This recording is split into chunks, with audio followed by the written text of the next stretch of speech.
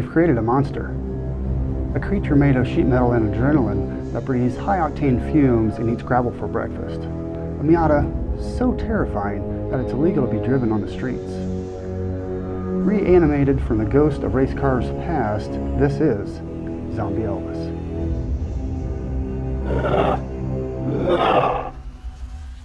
If you're not familiar with Elvis, I'll give you a little bit of history. In 2002, Mazda gave Flyin Miata the car for the Car and Driver Super 4 Challenge. The car, because it was wrecked in transport, it wasn't able to be licensed or registered.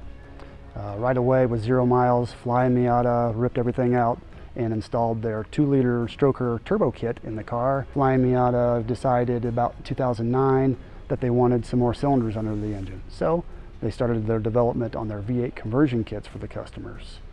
Elvis had a lot of publicity as a V8 car until, I believe it was 2016, FM decided they needed to build another V8 platform for the ND. So Elvis was, unfortunately, the donor car. It was pushed off in the corner because the engine was pulled and some other bits off of it. So that gave me my opportunity to hopefully buy it. I ran the idea past Brian. He was all for the challenge. At the end of the day, money was transferred and I was dreaming of rooster tails and gritty teeth. Over the last winter, Brian Rubel and I decided to build a kind of a unique V8 Miata. The thought came to us probably last year when we were watching the 3rd oldest race in the US, the Lands End Hillclimb. It's sponsored by Colorado Hillclimb Association. We both have turbo Miatas and we were going to enter one of those. We looked at what class we could have the car in and quickly realized it was probably a bad idea. The cars in that class ranged from 800 horsepower to 1,000 horsepower twin turbo LS3s. So we put that crazy thought on the back burner until I purchased Flyin Miata's Elvis. Using the remains of Elvis as our backbone, we wanted to build a unique and budget-minded car for the hill climb.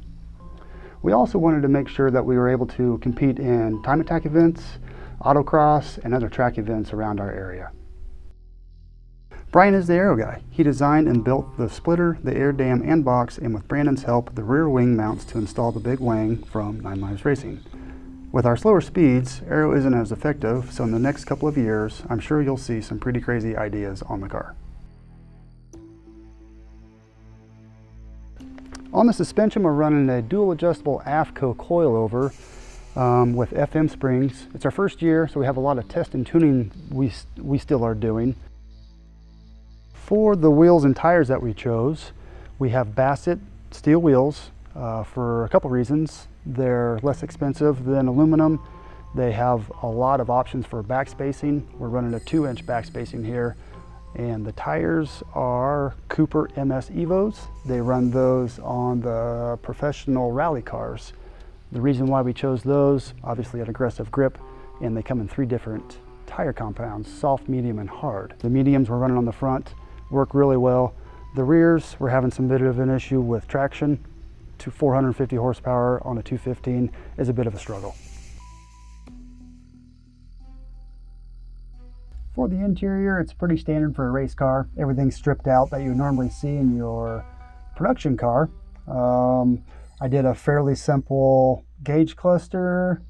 We have very limited gauges. One of the neat things that I like about the build is instead of having to pay attention to the gauges, I did an alarm system.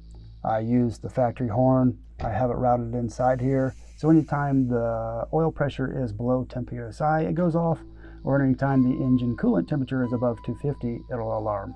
Keeps you concentrating on the road, and that's what you want. I believe we have planted seat brackets attached to the O&P seats. Fire extinguisher system is a Lifeline 10-pounder. We have a sequential shifter from S1. It allows us to simply bang gears as we throw the lever in the rearward direction, and downshifts are all forward. Nice sequential shifter from those guys. That's mated to a T56 transmission that I had the gears faceplated so it'd be more like a dog box. And of course it wouldn't be a rally car without a handbrake to control the rear wheels to initiate the slides going into the sharp hairpins. To be class legal, we had to have a 6-point roll cage. I purchased that from Sean at MiataCage.com. Another item to stay in our class was a fuel cell. Fuel safe, fuel cells are great. It's 8 gallons mounted in the trunk.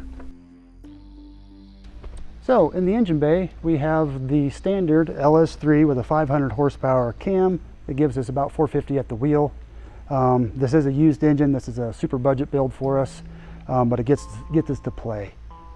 We have a FM radiator, V8 specific, accompanied by the stage 3 fan kit. You can also see a Moroso overflow tank, a transmission cooler with a pump to keep our expensive bits in the transmission hopefully all together.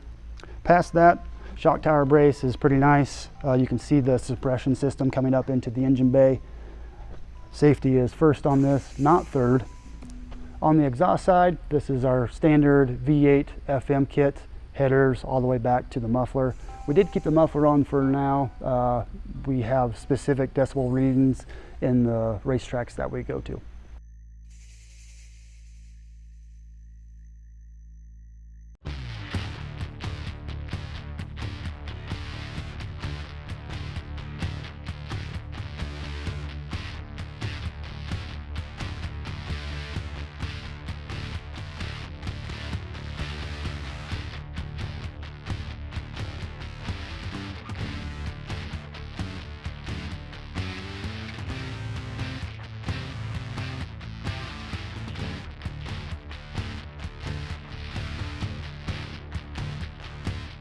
Special thanks to FM for the opportunity, the great deals, Harry's Peaches for some sponsorship, my wife for being completely understanding, and all the other people that helped us out. If you want to see us race, please visit the Colorado Hillclimb Association's website for all the upcoming events. If you have any questions, please put them in the comments below, and we will definitely get to those shortly. And we'll see you at the next race.